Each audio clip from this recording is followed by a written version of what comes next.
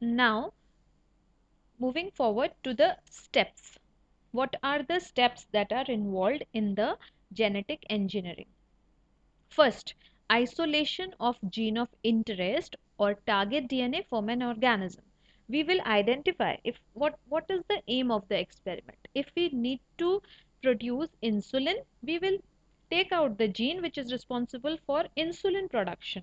If we are producing any other hormone, maybe growth hormone or any other product which we need to. If we are producing thyroxine, for example, thyroxine is a hormone, so the gene which is coding for thyroxine will be recognized, and that will be our gene of interest or the target DNA, and it is being isolated, removed, taken out from that particular cell in which it is present. Okay, so that is isolation. Second is enzymatic cleavage using restriction enzymes. See, restriction enzymes, I told you, they are the molecular scissors. So they can cut at specific sites. Okay, what are those specific sites? I will tell you. There are certain sequences which are recognized by the restriction enzymes, and they cut, they produce nicks, Nicks, nicks at particular site. Okay, so we cut we cut the gene of interest using the enzymatic cleavage method by using restriction enzymes, and the plasmid into which the gene has to be inserted should also be cut using the same restriction enzyme.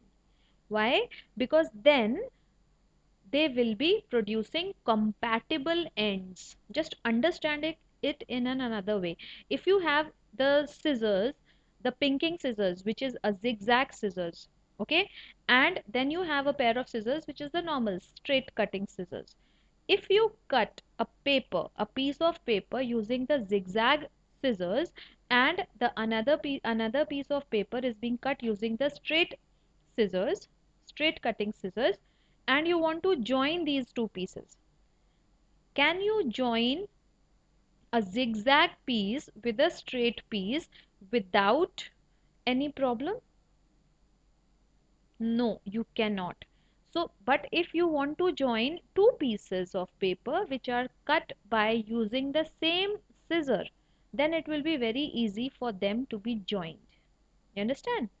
So this, due to this reason, the same restriction enzyme is utilized to cut the gene of interest also, and the same restriction enzyme is used to cut the plasmid DNA open also.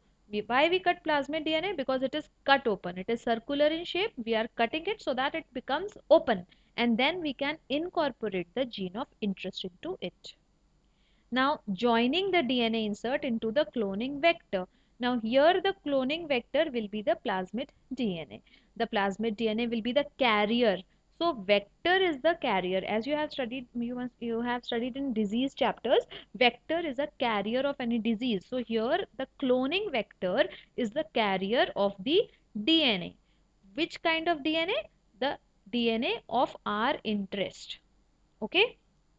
So this is it. And how they will be joined? Again, you have studied in DNA replication that Okazaki fragments are joined using DNA ligase. So DNA ligase has the property of joining two portions of DNA. Same DNA ligase will be used here to join the DNA insert with the cloning vector. And what will it form? It will form the recombinant DNA or the rDNA. Okay. Now the next step will be transformation of host cell. This recombinant DNA is introduced into the host. Some host cells will be readily accepting the newcomer, while the others will be rejecting the newcomer. So we will allow all the bacteria to accept this plasmid which we are introducing. What we have done with this plasmid, we are actually transformed this, we have actually created the recombinant DNA using this particular plasmid, and now we are introducing this plasmid into the host cell. So this is transformation. So some cells will readily, some bacteria will readily absorb, okay, new type of plasmid, welcome, welcome. Whereas others will say, oh, new kind of plasmid, maybe some virus or some bad thing for me, I will not accept. So the next step comes identification of the transformed cells. So those cells which are readily allowing the new bacteria, new plasmid to come in are transformed, and we are actually interested in the transformed cells because these transformed cells are the carriers. Now the next is selection of the non-transformed ones. उसमें से we will select out the non-transformed ones, those who have not been transformed. Okay, and then amplification of the rDNA to get multiple copies of the cell. The transformed cells are amplified, are allowed to grow in the culture medium so that they are produced in multiple copies. Then cell multiplication to get a clone. Now what is a clone? A population of genetically identical cells all having multiple copies of foreign DNA. So we have so many copies of our gene of interest when a particular clone is being produced. Okay. So again the steps once again. The first is isolation of the gene of interest. We are recognizing the gene of interest from a particular organism and we are taking it out. Next, we are how we are taking it out? We are enzymatically cleaving it, breaking it, cutting it, and taking it out. And then we are introducing the gene of interest into the plasmid DNA. Okay. Then we will allow this plasmid DNA to enter into the bacteria cell. Bacteria will be our host here in this case which I am discussing. So these bacteria, some bacteria will readily take up the new plasmid, others will reject.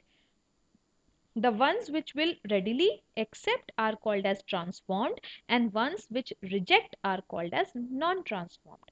Then what we will do? We will identify the transformed from the non-transformed ones. Once we have identified the transformed cells, then we will amplify, we will increase many copies, we will make many copies of the recombinant DNA technology to get its multiple copies inside the cell. Now the cell is having so many copies of our DNA. Next is then the cell is allowed to multiply again. When the cell will multiply now, so we will get a whole population of the identical cells and all these cells will be having multiple copies of foreign DNA which is our gene of interest. So ultimately we will have so many copies of our gene of interest, and when these genes will be expressed, the gene will be expressed in the form of proteins or enzymes which they will produce. So that is showing as the product. So what will be the product now? The product will be insulin in the case which we have discussed.